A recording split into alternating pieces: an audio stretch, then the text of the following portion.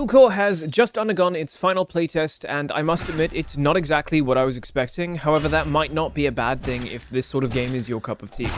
Being developed by Dream Effect Entertainment, Duel Corp is a sandbox action RPG and self-proclaimed Soulslike with a striking art style that mixes 3D graphics with a crunchy pixel aesthetic. It kind of reminded me a bit of Octopath Traveler or the more recent Dragon Quest HD 2D remakes. There's not much of a story to speak of. You customize your character with a simple but serviceable character creator and pick your class. The demo only had one class available, but there are a few more like the Archer, the Mage, the Assassin, the Priest, and the Paladin planned for in the full release. I was quite surprised when, upon jumping into the game, there were a few other players running around the starting area. I knew Duel Corp would have co-op, but I didn't expect an MMO-like experience with other players running around. Luckily, you do have the option to turn it off and play completely solo or just with friends, which I did land up doing. However, closer to the end of my 2 hours with the playtest, I had to turn it back on just to get a feel for it. Duel Corp's combat is centered around directional attacks and directional blocks. You and your enemies both have 3 directions to attack in: left, right, and vertical. It's up to you to figure out which direction your enemy is swinging in and block it in the corresponding direction. A perfectly timed block will result in a parry that will leave your enemy stunned for a second, allowing you to either put some distance between you and your enemy for some healing, or close in for a riposte. The parry system can be a little bit finicky. Initially, I struggled to get the timing right. It felt like attacks I thought would be parries weren't, and attacks I thought would just be blocks would land up parrying. I believe the timing is just super specific, and that goes for ripostes as well. I found that more often than not, I would struggle to get a riposte off. It's inspired by Dark Souls' riposte, however, it seems to somehow be less forgiving. A riposte requires you to be in a very specific position in front of your enemy in a very short amount of time. Your enemies don't stay stunned for long after a parry, so you have to act very quickly, and even then you might not be standing in the right place or be the right distance to or from your target. There are a few different weapon types. You have your basic one-handed swords and two-handed swords, one-handed axes and two-handed axes,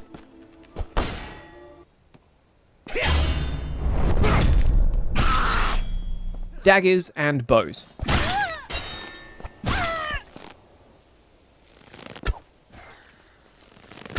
You can also dual-wield one-handed weapons, but the animations don't change much, and you seem to use them individually in the corresponding directions, which kind of reminded me of Dark Souls 1's dual-wielding system. Some weapons also had unique requirements like block X amount of vertical attacks that would unlock an extra stat boost, or in some cases, an ability you could equip and use. I didn't find any magical weapons like staves or wands, and I didn't really see anyone else running around with them. However, magic is in the demo in the form of abilities on the skill tree, and the full release might have staves as there are priest and mage classes. Each weapon type had its own scaling attribute and varying attack speeds. However, most weapons kind of felt the same aside from the daggers to a small degree. Most attacks all go in one of 3 directions, and your general combo almost always lands up feeling the same. Left, right, up, then back away, recover stamina, dodge or block/parry the enemy, rinse, and repeat. The only time that this would change would be when you go up against an archer that would drop a bear trap that would root you in place and deal damage over time. In that situation, your best bet is to use ranged attacks like arrows or magical abilities until the archer is either dead or far enough away from their trap to close in quickly with a melee attack. This wouldn't be so bad if it wasn't for the fact that basically every enemy in the game lands up feeling kind of the same, other than their health, the damage they deal, their abilities or lack thereof, and equipment. Aside from the first boss, none of the enemies you face have any unique attacks that require you to actually learn enemy attack patterns. This was my first issue with the game. Speaking of the first boss, if you're a pro gamer like me and you die a whole bunch,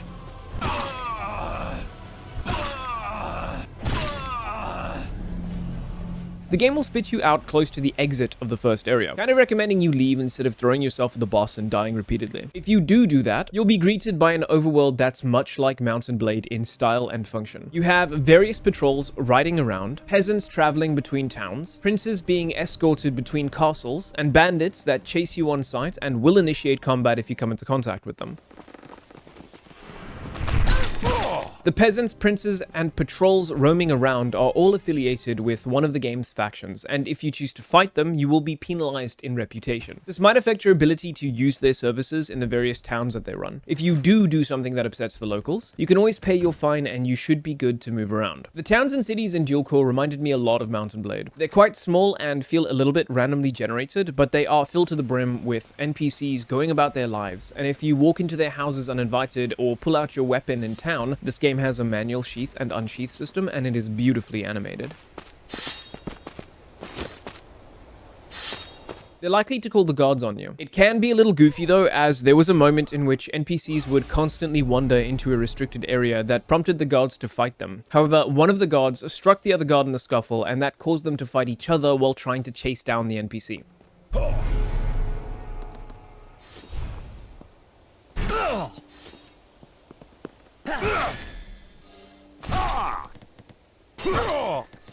One of the most interesting mechanics in the game is the Mercenary system. You can speak to almost any NPC in a town and hire them to follow you around and fight with or for you. You can then use your Lich Silver, this game's currency in souls, to level them up, equip them with better armor, weapons, and skills. Mercenaries are also surprisingly capable during combat, even at level 1, definitely doing their job of drawing aggro and giving you space to heal and plan in combat. This mechanic allows you to keep playing the game solo, despite it feeling designed with multiplayer in mind. This kind of leads me to my second problem with Duel Corp. Aside from the starting area, Night's Rest, there feels like a lack of tutorialization or guidance in the game. Don't get me wrong, this can be a good thing in some games, however it feels like Duel Corp just needs that little bit more. If you leave the starting area before defeating the first boss, you hit the Overworld for the first time, and in the top right corner of the Overworld, you'll see your currently accepted mission has a little optional objective telling you to hire a mercenary to help you. If you are like me, and you suck at Soulslikes but don't want to use summons, you'll think the best bet is to head to town, get some better weapons, maybe level up a little bit, and then head back to fight the boss again. This plan proved to be a bad one, because what I wasn't aware of was the fact that you needed to beat the first boss, acquire Seraphine, and head to your hideout before you can actually use your Lich Silver to level up by speaking to Seraphine herself.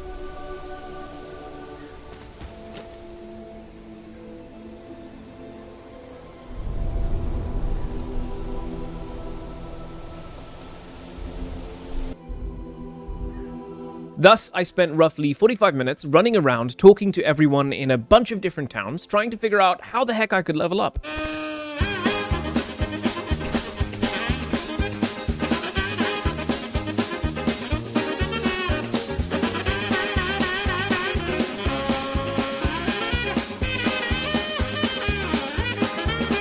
Eventually, I gave up and figured I'd just use a mercenary and brute force my way into beating the boss. My fears landed up being proved correct, as the fight was significantly easier with a mercenary by your side and made me feel like I had cheesed the boss. This whole ordeal could have been avoided if, instead of the cute little poem warning us of the strength of the Seeker at the entrance of the boss arena, we got a cute little poem telling us that we needed to rescue Seraphine and speak to her in the hideout to level up. What makes it worse is that this isn't the only time this happens, and the game has proven that it is capable of having unintrusive guidance. After acquiring a bow as a drop from an enemy, it states pretty clearly that you need arrows to use it. Makes sense, right? However, it doesn't tell you how to get those arrows. I'd assumed I could buy them from merchants or craft them, but I assumed wrong. I don't know if it was me being dumb, but the only way I managed to find arrows was as drops from enemy archers. After acquiring said arrows, I couldn't figure out how to use them until I actually went into my inventory and viewed the item, and in the item's description, it told me I had to put the arrows in a consumable slot. The inventory description is an excellent example of unintrusive guidance or tutorialization, and it proves that the developer is capable of doing that. This, however, was once again not the last time that this happened. Duel Corp has 4 different mission types that are picked up by either speaking to a type of faction leader in a town or to a guy in your hideout. You have lower level solo missions, higher level solo missions, co-op missions that are meant to be done with up to 2 other players, and PvP trials that I opted out of trying, as PvP is usually not my cup of tea. The lower level solo missions have you finding small randomly generated areas that usually have objectives like find X amount of items, find X amount of raw materials,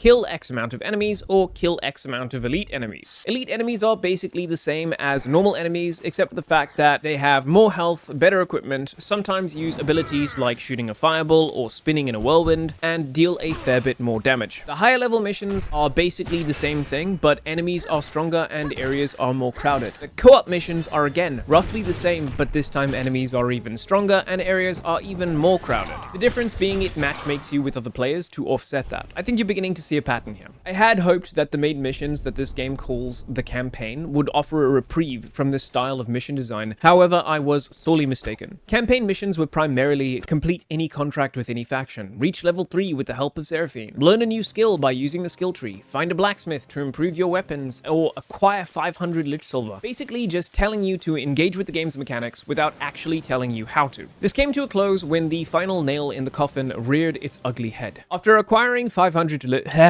why am I getting so tongue-tied? After acquiring 500 lich silver, the game instructed me to buy a horse. Again, not directing you to who you could actually buy a horse from. I ran around for a bit, talking to every vendor that I knew, and eventually found someone that let me buy a brown horse from them for 299 lich silver. After purchasing said horse, I was instructed then to break through the barricade of the Soulless Legion near Rifheim, and it recommended I was level 20 to do this. I tried everything I could think of, but no matter what I did, I was unable to find a way to use the horse. Not in towns and not in the overworld. I couldn't even Google the solution as the game wasn't even out yet and this was just a playtest. I wasn't sure if I had maybe reached the end of the playtest and the game just hadn't informed me. But at this point I had been playing for about 2 hours and was only level 6. I wasn't about to spend hours doing the exact same thing I had already been doing over and over again in hopes that there was something more beyond the barricade and not just a thanks for playing. In the end, I do believe Duel Corp has a solid foundation, but I don't think I personally like the direction that the game is taking. The most fun I had with this game was probably in the first 20 minutes in the starting area, fighting monsters that weren't just bandits of some sort and dying repeatedly to the boss, desperately trying to learn his attack patterns and moveset. The basic idea of the combat is excellent, but it lacks variety and is begging to be used against enemies that don't just do the same thing over and over. I want to be fighting enemies that require me to block or parry in multiple directions multiple times. Bosses or elite enemies that don't just get stunned after a single parry and instead require me to learn to parry strings of attacks almost perfectly and reward me with a window to riposte.